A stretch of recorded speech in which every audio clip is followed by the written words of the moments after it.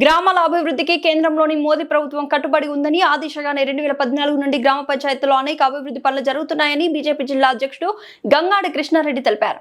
Karimnagar rural మండలం చమనపల్లిలో rural BJP ముఖ్య నేతల సమావేశం నిర్వహించారు. ఈ సమావేశానికి ముఖ్య అతిథిగా హాజరై మాట్లాడారు. ఈ కార్యక్రమంలో జిల్లా ప్రధాన కార్యదర్శి తాళ్లపల్లి శ్రీనివాస్ గౌడ్, బీజేపీ ఫస్ట్ జిల్లా మండల నాయకులు దాసరి రమణారెడ్డి, మునిగంటి కుమార్, దూడం శ్రీనివాస్, గుర్రం కమలాకర్ రెడ్డి, అమరేందర్ రెడ్డి, పంది శ్రీనివాస్, రాఘవేందర్ రెడ్డి, ఆవుల సునీల్, సాయిల మహేందర్, నేరెళ్ల సృజన్, మహేష్, వికాస్, కనకరాజు, మహేందర్, ప్రభు, సంజీవ్, నగేష్, గణేష్, నాగభూషణం, అజయ్, సంజీవ్ తదితరులు పాల్గొన్నారు. కేంద్ర మంత్రివర్యులు బండి సంజయ్ కుమార్ గారు ఉన్నారుగా ఆలోచన విధానంతో ఈరోజు వారు పెద్దలు జిల్లా అధ్యక్షులు కృష్ణారెడ్డి గారు ఈరోజు ఏదైతే పాత్రికేయులు ఉన్నారో స్థానిక సంస్థల గురించి మాట్లాడతారు. గత అనేక రోజులుగా ఈ స్థానిక సంస్థల ఎన్నికలు ఇప్పుడు అప్పుడు అని చెప్పి లాస్ట్కు చివరికి హైకోర్టు జోక్యం చేసుకునే పరిస్థితి వచ్చినా లేదా బీసీ రిజర్వేషన్ల పేరు మీద అనేక కారణాలు చెప్పి వాయిదా వేస్తూ వచ్చినటువంటి ఈ రాష్ట్ర ప్రభుత్వం ఎట్టకేలకు రేపటి నుంచి ఈ సర్పంచ్ ఎన్నికలకు పోవడానికి భయంగా ముందుకు రావడం జరిగింది. ప్రజలంతా కూడా మాకు ఈ గ్రామాల అభివృద్ధి చేసుకోవడం కోసం కానీ లేదా మా కష్ట సుఖాలకు అనుకూలంగా ఉన్నటువంటి వ్యక్తిని ఎన్నుకోవడం కోసం ఎదురు చూస్తున్నారు గత అనేక నెలలుగా.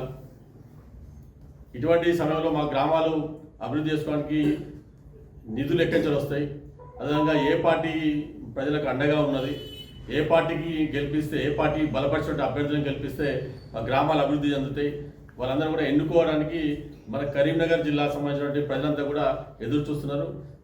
అది రేపటి నుంచి ఎన్నికలకు తెరలేవబోతున్నది. దీనిలో వాస్తవానికి ఇలా గ్రామాలు అభివృద్ధి చెందుతున్నాయి అంటే కేవలం కేంద్రం ఇచ్చేటువంటి నిధులతోటి అభివృద్ధి చెందుతున్నాయి తప్ప ఎక్కడ కూడా ఈ రాష్ట్ర ప్రభుత్వం గతంలో ఉన్నటువంటి బీఆర్ఎస్ ప్రభుత్వం కానీ ఇప్పుడు గత 2 సంవత్సరాల ఈ కాంగ్రెస్ ప్రభుత్వం కూడా చిల్లి గవ్వ కూడా ఈ యొక్క గ్రామాలకు ఇచ్చినటువంటి దాఖలాలు లేవు.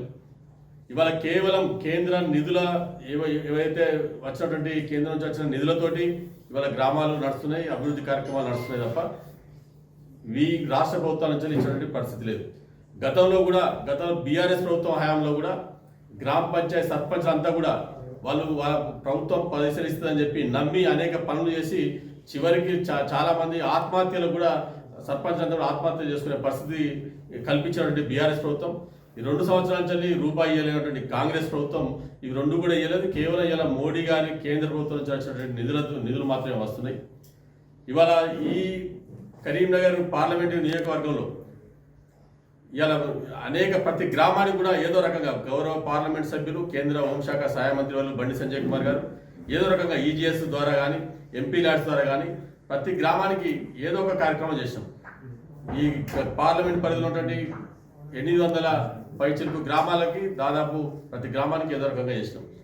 ఇవాళ బోర్లు కూడా 700 పైగా బోర్లు నీటి ఎద్దడి ఉన్నటువంటి కానీ కొన్ని సంఘాలకు కానీ స్కూల్స్ కానీ కాలనీలకు కానీ ఎక్కడ నీళ్ళు లేకపోతే 700 పైగా బోర్లు వేయించినటువంటి పరిస్థితి.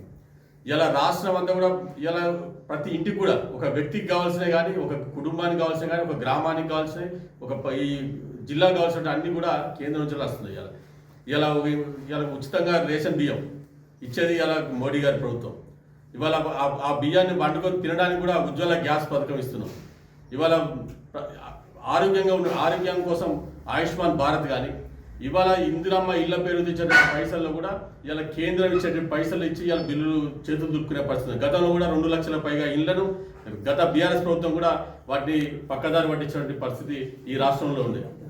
ఇవాళ గ్రామానికి ఇలా ఒక బల్బ్ వేయాలన్నా కూడా ఇలా కేంద్రం ఇచ్చేటువంటి పైసలే. ఇవాళ సీసీ రోడ్లు కానీ మురికాలు కానీ చివరికి శ్మశానానికి పోతే శ్మశాన వాటికలు కూడా ఇలా కేంద్రం ఇచ్చేటువంటి నిధుల ద్వారానే ఉన్నాయి తప్ప ఎక్కడ కూడా లేదు.